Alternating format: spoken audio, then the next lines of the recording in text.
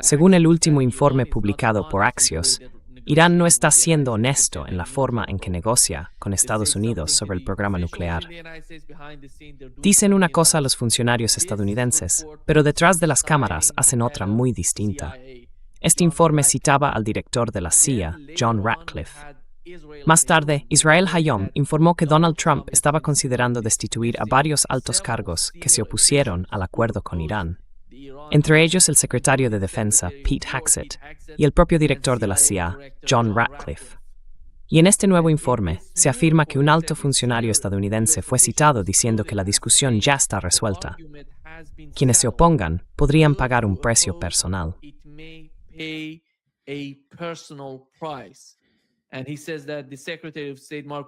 Y dice que el secretario de Estado, Marco Rubio, no se considera en este momento en riesgo, porque ha sido cuidadoso y no ha criticado públicamente el acuerdo. Esta es la situación con Donald Trump por un lado. Y como sabemos, el principal problema está en Líbano. Si hablas con cualquiera en Irán, en Líbano, en el eje de la resistencia, todos coinciden en que el tema central ahora mismo es Líbano, no otra cosa.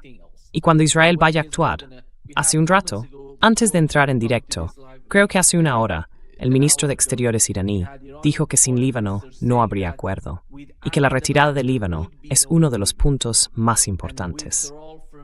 Israel tiene que retirarse de Líbano.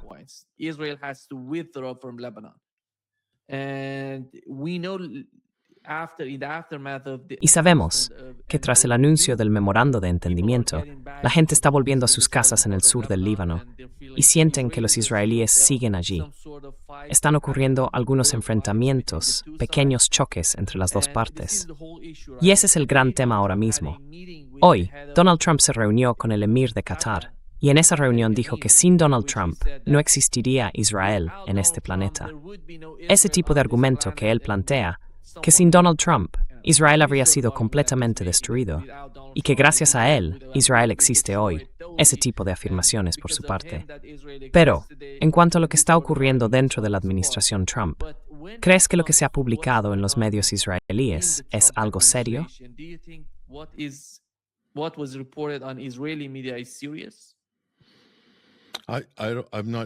No estoy muy seguro, Nima.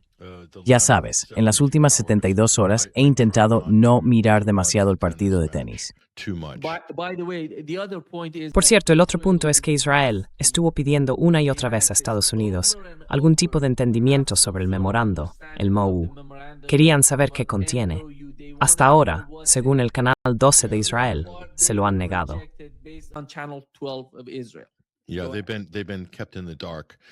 Sí, los han mantenido completamente a oscuras. Y todos los aliados de Israel en los medios estadounidenses, como Mark Levin, están histéricos.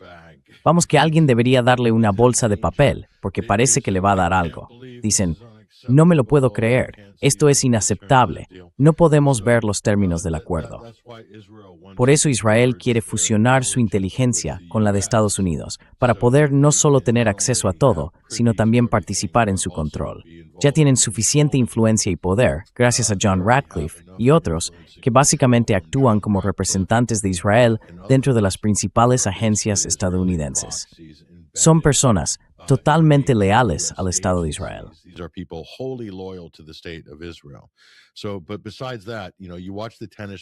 Pero aparte de eso, ves el partido de tenis ir de un lado a otro y puedes marearte si lo sigues hora a hora. Pero si das un paso atrás y miras los fundamentos, la base de todo esto es muy sencilla. A menos que Israel esté dispuesto a retirarse del Líbano, y no creo que lo hagan por iniciativa propia, tendrán que sentirse amenazados. El único elemento de disuasión creíble para que Israel se retire del sur del Líbano sería, podríamos decir, que los enfrentamientos con Hezbollah se prolongaran lo suficiente y que Israel perdiera suficientes hombres. Digamos que perdieran 500 o 600 soldados en los próximos 8 a 12 meses. Entonces podría haber cierta presión política en Tel Aviv para decir, bueno, ya basta.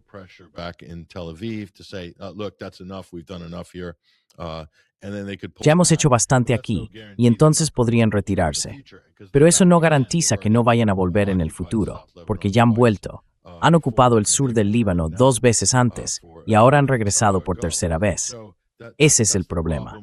Así que, si Estados Unidos los amenaza, si amenaza con retener el envío de armas a Israel, ¿de verdad crees que algún presidente estadounidense, con el nivel de control que tiene el lobby sobre el Congreso, el Senado y la prensa, podría hacerlo? ¿De verdad crees que incluso Trump, incluso Superman, podría sentarse detrás de ese escritorio y negar a Israel armas y apoyo militar? Francamente, es imposible. Esa es mi opinión. Trump no tiene el valor suficiente para hacerlo. Trump is not brave enough to do that. I can't imagine the pressure. Quiero decir, no puedo ni imaginar la presión a la que estaría sometido. Era una locura. Mira la presión que ya tiene solo por poner un memorando de entendimiento sobre la mesa. Así que, para mí, eso no va a pasar. Y si eso es un obstáculo, entonces este Moe, y esto es importante, llevo 3 días viendo un montón de podcasts y reportajes en los medios tradicionales y todo el mundo dice que hay un acuerdo de paz. No hay ningún acuerdo de paz. Esto es un Moe. Básicamente, es un acuerdo para negociar durante los próximos 18 a 24 meses. Y dentro de ese periodo de 2 años, hay muchas fases distintas y muchos hitos que hay que alcanzar para pasar a la siguiente.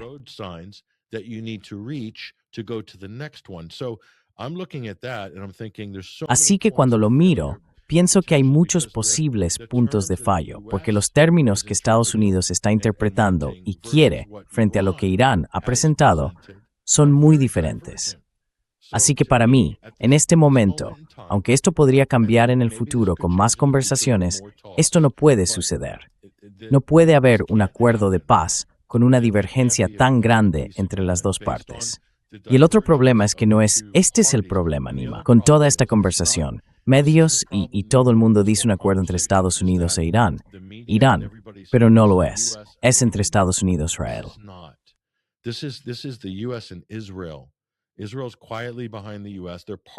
Israel está detrás de Estados Unidos, aunque de forma discreta. Son parte de todo esto. Son un actor absoluto en el conflicto.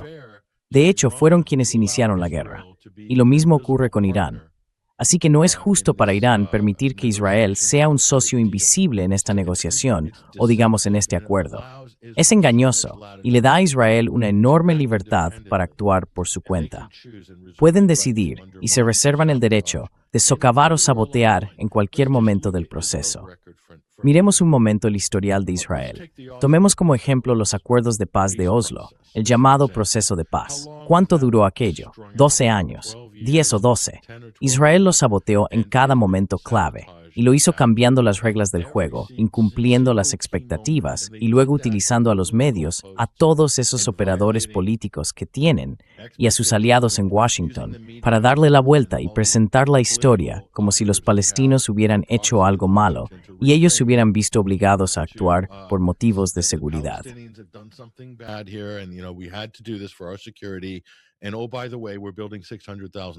Y por cierto, estamos construyendo 600,000 colonias. Y por cierto, el territorio que creías tener en 1990 ya no existe. Así que estábamos negociando una pizza entera. Pero aquí estamos, 10 años después, y solo te queda una porción. Lo siento. Y si rechazas el acuerdo, entonces es culpa tuya. Los palestinos rechazaron un acuerdo perfectamente válido. Y eso es exactamente lo que Israel y Estados Unidos van a intentar hacer. Maniobrar para que Irán acabe en una posición en la que empiece a comerse la pizza y con el tiempo ir aplazando las cosas y echando la culpa a los iraníes. Te lo digo claramente, conozco muy bien a Estados Unidos. Lo que están haciendo con este acuerdo puede parecer ahora que va en una dirección positiva.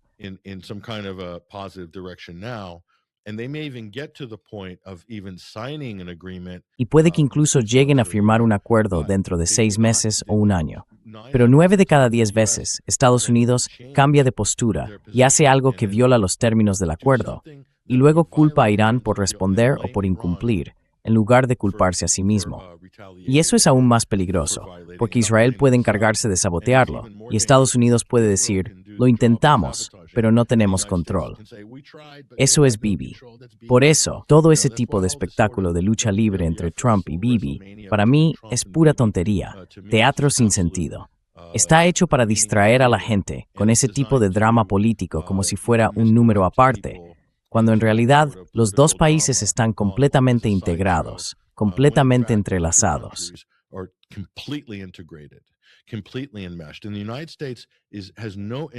Y Estados Unidos no tiene ningún interés. Su política declarada es el cambio de régimen en Teherán y el desarme y la eliminación de Hezbollah.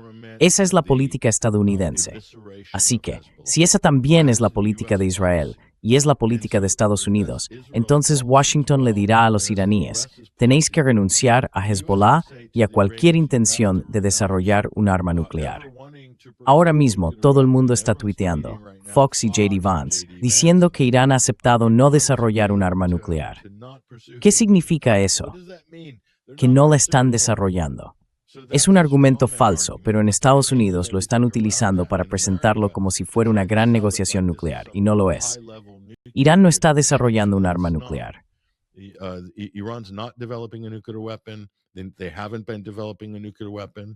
No han estado desarrollando un arma nuclear. No hay ninguna prueba de que estén desarrollando un arma nuclear. Pero al presentarlo como un gran tema, de alto perfil y de gran valor, eso sirve para justificar todos los problemas y errores que ha cometido Estados Unidos y da la impresión de que están jugando por ese gran premio, que sería que Irán no pueda tener un arma nuclear, cuando en realidad no va de eso. Se trata de muchas otras cuestiones más pequeñas, relativamente más pequeñas, como el caso del Líbano, que en realidad es fundamental en todo esto. Porque no pueden, por muchas razones. Ya sabes, Irán no va a permitirlo, porque al final eso acabaría provocando que Siria se viera implicada muy pronto.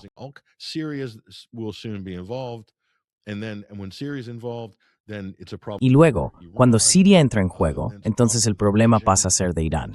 Y después es un problema para toda la región. Así que no se puede permitir que Israel ataque Siria, que bombardee y mate a todo el que esté a su alrededor con total impunidad. No puede ser, porque eso es exactamente lo que han hecho con Irán. Por eso Irán sabe que la fuente de los problemas en la región es Israel. No somos nosotros, es Israel. Y no vamos a permitir que Israel use para ganar ventaja sobre nosotros, sobre los demás y sobre nuestros aliados en la región, matando a libaneses y palestinos en Gaza. ¿Y sabes qué? Israel lleva haciéndolo todo el tiempo. Están cortando la ayuda a Gaza después de un ataque con misiles iraní.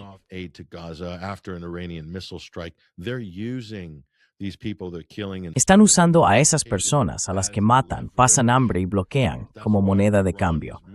Por eso Irán ha pasado a un nivel estratégico más alto en las negociaciones y ha puesto a Líbano en primer lugar.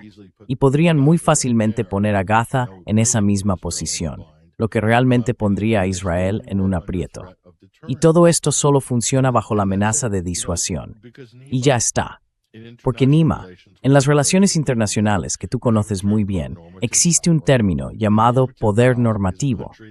Un poder normativo es un país que se ha consolidado, que tiene credibilidad en el sistema internacional, hasta el punto de poder dictar políticas basadas en los derechos humanos, la moral y la ética, es decir, en las reglas del juego.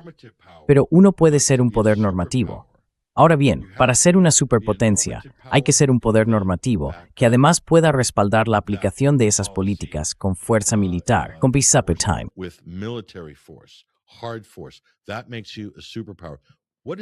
Eso es lo que te convierte en una superpotencia. ¿Qué está haciendo Irán ahora mismo? Exactamente eso. Así que solo por la definición de lo que hemos visto desarrollarse en las últimas semanas, eso convierte de facto a Irán en una potencia mundial. Están actuando como una superpotencia mundial.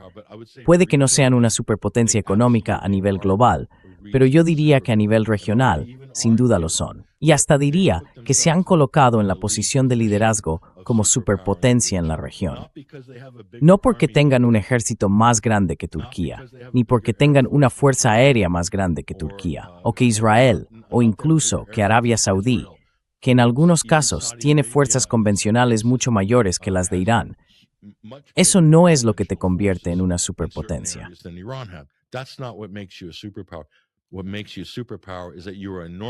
Lo que te convierte en una superpotencia es que eres una potencia normativa. Eres predecible, racional y respaldas eso con poder real. Y solo Irán es el único país de la región que está haciendo eso. Y Hezbollah está haciendo lo mismo. Hezbollah atacó el norte de Israel después del 7 de octubre por la razón exacta que dijo Hassan Nasrallah.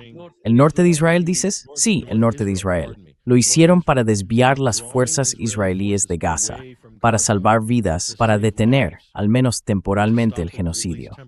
Hezbollah se sacrificó por eso. Y también era de su interés, y en muchos sentidos del interés del Líbano, hacerlo, porque se trata de una amenaza regional, de un problema regional. Como podemos ver, al permitir que Israel actúe y lleve a cabo un genocidio en Gaza, y al quedarse el mundo de brazos cruzados sin hacer nada, se avaló ese genocidio, y eso le dio a Israel luz verde para volver a hacerlo.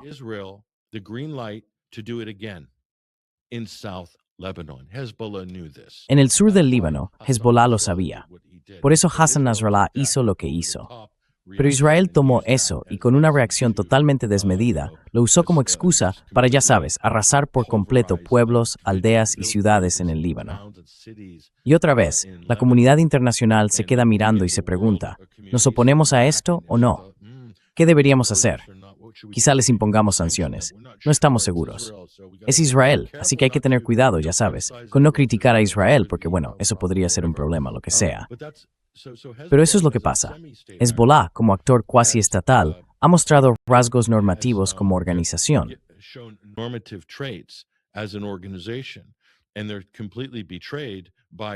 Y han sido completamente traicionados por el gobierno de Beirut, que son unos auténticos títeres, marionetas de Arabia Saudí, de Estados Unidos y en realidad también de Israel, aunque sea entre bastidores. Y eso es una vergüenza. Es muy triste para el Líbano, pero creo que también están cambiando su postura. Han estado bajo mucha presión en la última semana. ¿Y por qué? ¿Por qué está el gobierno libanés bajo presión? ¿Por qué cambió Joseph Aoun su posición después de la entrevista con Christiane Amanpour? Lo recordarás. Fue un desastre para Joseph Aoun. ¿Por qué? Llegó la presión. ¿De dónde viene esa presión, Nima? Esa presión viene de las acciones de Irán. Y si Irán se mantiene, como te dije en nuestra conversación anterior, si Irán se aferra a sus principios, que no ceda en sus principios.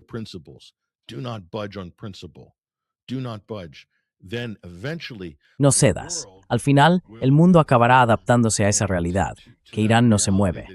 Y claro, alguien tiene que cargar con la culpa de este conflicto, así que empiezan a culpar a Israel. ¿Y sabes qué está pasando? Que ahora la gente está dando un paso al frente.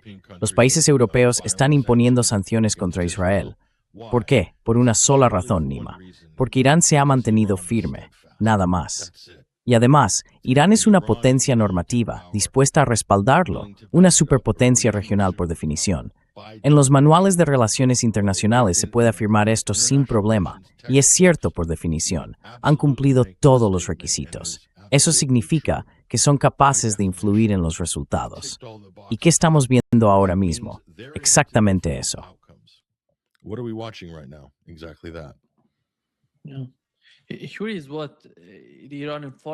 Esto es lo que dijo el ministro de Asuntos Exteriores de Irán sobre el memorando de entendimiento. Desde su punto de vista, hay dos partes en ese acuerdo. Por un lado, están Estados Unidos e Israel, y por el otro, Irán y Hezbollah. No menciona a Líbano. Habla de Irán y Hezbollah. Recordemos que el gobierno libanés no está en guerra con Israel. La guerra se está librando entre Israel y Hezbollah, porque Hezbollah está defendiendo a Líbano.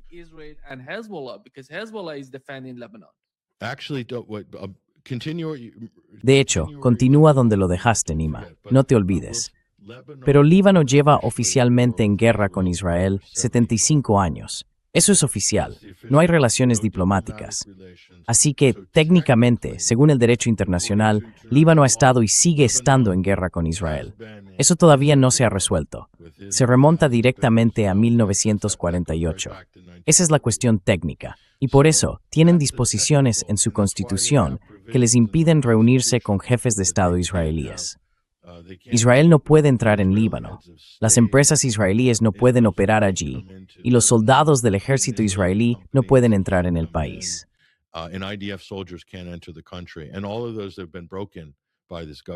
Y todo eso lo ha roto este gobierno.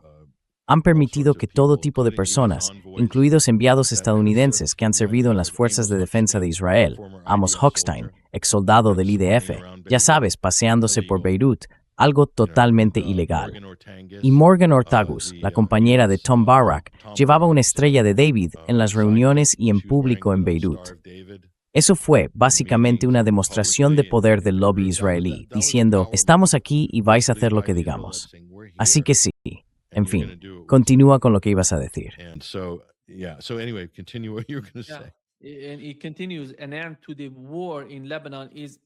Y sigue.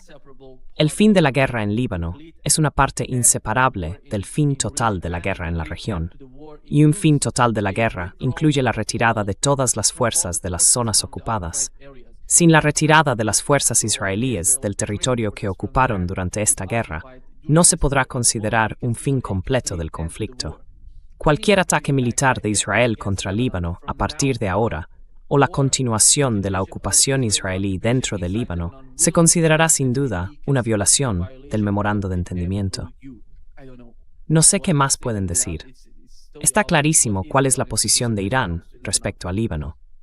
Y hoy, en la reunión que Donald Trump tuvo con el emir de Qatar, dijo que Israel no puede hacer el trabajo en lo que respecta al Líbano, que quizá haya que recurrir a Siria. Así que Israel tiene que dar un paso atrás, entra a Siria, y todo el plan vuelve a ser el mismo de siempre.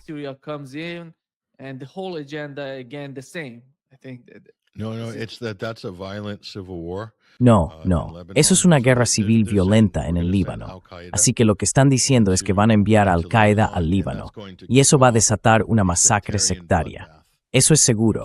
Y luego Israel usará esa masacre sectaria para avanzar aún más, ocupar y quedarse con toda la tierra que está por debajo del río Litani.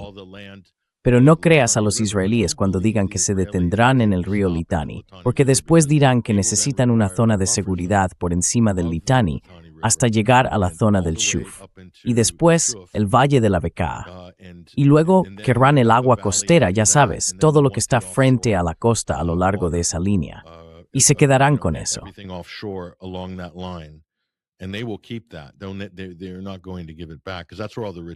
No van a devolverlo, porque ahí es donde están todos los ricos yacimientos de gas, ¿ves? De eso va en gran parte todo esto. Para Israel se trata de agua dulce, tierras fértiles, una agricultura muy rentable en el sur del Líbano, además de sus objetivos estratégicos y los recursos en alta mar. Ese es el beneficio a largo plazo de expandir Israel. Quiero decir, ya lo han hecho antes, así que ¿por qué pensar que no lo harían otra vez? Ese es el otro punto. Pero si siguen presentando esto como Hezbollah contra Trump e Israel, ahí está el problema, Nima, porque Hezbollah forma parte del Líbano. Tienen la mitad del parlamento como partido de Hezbollah. Pero Occidente e Israel, al plantearlo así, pueden aislar a Hezbollah.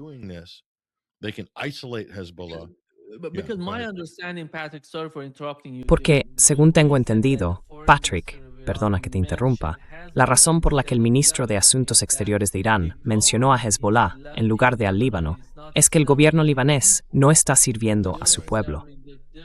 Están siguiendo la agenda israelí y estadounidense. Por eso, cuando hablas del gobierno, y por cierto, la guerra no está ocurriendo entre Israel y el gobierno del Líbano, sino entre Israel y Hezbollah. Y cada vez que se habla de negociaciones o de algún tipo de diálogo, Hezbollah no forma parte de ello. Y los acuerdos que se han alcanzado hasta ahora son solo entre las dos partes. Y una de ellas ni siquiera está participando en el conflicto.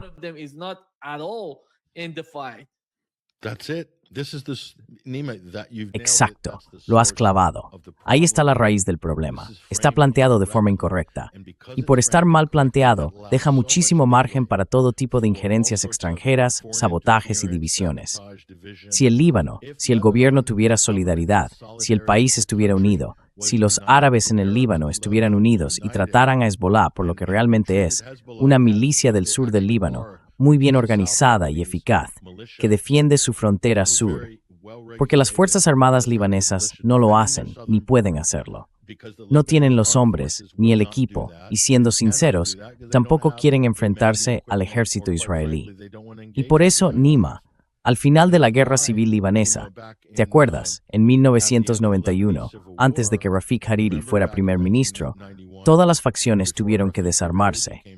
Pero hubo una a la que se le permitió conservar las armas, ¿verdad? But they allowed one faction to keep their arms, didn't they? And guess what faction that was? Hezbollah. ¿Y adivina qué facción era esa? Hezbollah. ¿Por qué? Porque necesitaban a alguien que defendiera la frontera sur. Y por eso fue. Así que hay historia y precedentes sobre Hezbollah y su papel. Y la razón por la que las Fuerzas Armadas libanesas, lo he dicho muchas veces, no sé si a ti, es porque Estados Unidos no les permite tener ningún equipo. Les prohíben tener defensa aérea. No pueden tener aviones. ¿Te imaginas eso? ¿Qué tipo de ejército eres si no te permiten tener casas? No te permiten tener sistemas antiaéreos. No te permiten proteger tu propio espacio aéreo. ¿Qué eres entonces? Una gendarmería. What are you? You're a gendarmerie. You're just a jumped up domestic security. Soy simplemente una fuerza de seguridad interna venida a más. Eso es lo que son. Y eso ocurre porque Estados Unidos lo controla todo al detalle. Tiene un control total sobre eso. ¿Por qué lo hace? Porque esa política concreta, la que tiene que ver con el Líbano, está completamente dirigida por el lobby israelí y por la oficina de Netanyahu. Así de lejos llega esa influencia israelí, desde Washington hasta Beirut. ¿La gente entiende esto? Si la gente lo entiende, todo lo que estamos comentando tiene todo el sentido. Y por eso debería ser el Líbano, un Líbano unido, quien negocie con Israel y con Estados Unidos. Esa ya sería una historia completamente distinta.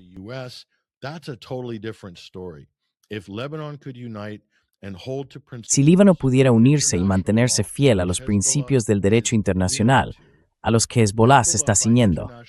Hezbollah, según los estándares del derecho internacional, tiene un historial muy limpio en comparación con los israelíes. Así que, si ese es el caso, ¿por qué los aliados no pueden apoyar a otros aliados? Líbano tiene muchos aliados, Nima, muchos aliados. Hay muchos países que tienen mucho invertido en Líbano. Los franceses, los italianos, los ismaelis, muchos países europeos. La Unión Europea Gastanotina. Hay miles y miles de ONG, no es como más cuánta, quizá 20,000 en Líbano. El país con más ONG de todo el planeta, ¿vale?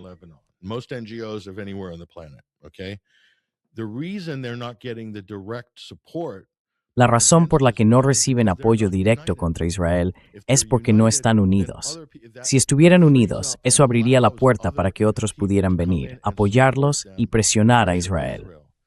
Pero como están divididos, y además son tan divisivos, y Estados Unidos tiene las manos tan libres para manipularlo todo, por eso los países externos no pueden entrar y levantar un muro de solidaridad contra Israel. Y eso no es casualidad, está hecho así a propósito. Ese es el objetivo de toda la política entre Estados Unidos y Líbano: dividir y dominar, mantenerlos débiles, mantenerlos desequilibrados, tener su economía siempre al borde del desastre. Todo eso es una política absolutamente intencionada, que dependan por completo de los préstamos de desarrollo de la ONU, del Fondo Monetario Internacional, del gobierno estadounidense, del dinero de USAID, de las ONG. De eso viven allí.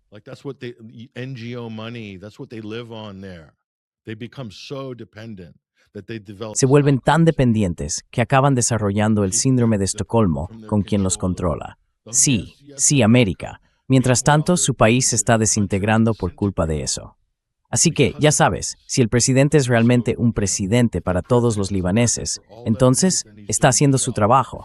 Si no lo es, debería dimitir, sinceramente, porque no está cumpliendo con su deber. O debería ser, digamos, apartado del cargo de la forma más amable posible. Pero eso no es un liderazgo real, porque tienen un sistema confesional que está totalmente desfasado. Es arcaico. El presidente maronita cristiano, el primer ministro suní y el presidente del parlamento de Hezbollah, todo basado en un censo de 1958. Hola, ¿qué pasaría con un censo actual? El presidente sería del partido chií Hezbollah, el primer ministro sería suní y el presidente del parlamento sería maronita cristiano. Fin de la historia.